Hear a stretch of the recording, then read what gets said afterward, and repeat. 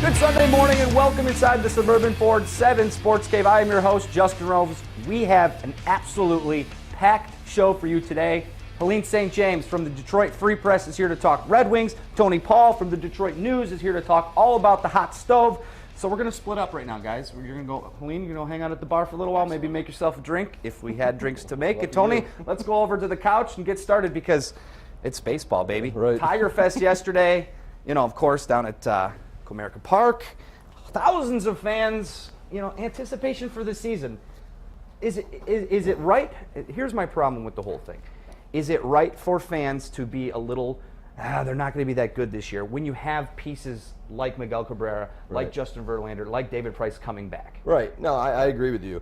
But I understand the fans' angst. When you lose a guy like Max Scherzer, the team failed in the playoffs last year because, of a lot of different reasons, but their big calling card was the rotation. And when you lose a guy like Max Scherzer, who a lot of people, including myself, thought would probably end up back in Detroit, some way they'd make it work. When you lose a guy like Max Scherzer, that's tough to swallow. That's tough to deal with. The rotation's not as good, and that's been their strength for many, many years.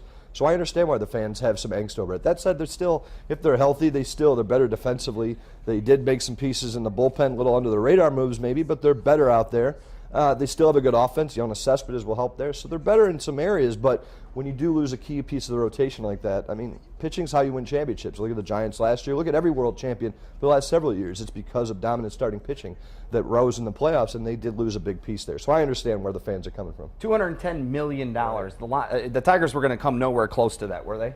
I don't think so. I think the Tigers were willing, according to people I talked to, I think the Tigers were willing to budge a little bit. Mike Ilitch and Dave Dombrowski were a little bit upset that Max turned down $144 million.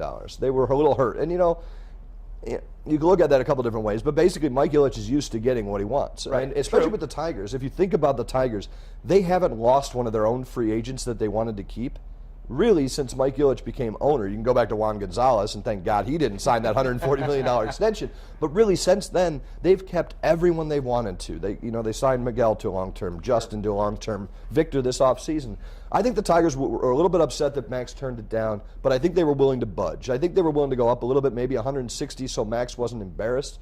That was that's a little less than Max wanted. But I think they were willing to go there. But it only takes one team in baseball to really wow you with an offer, and it's hard to blame Max Scherzer for taking the extra. $66 million more than the Tigers offered. You can't turn that down. Yeah.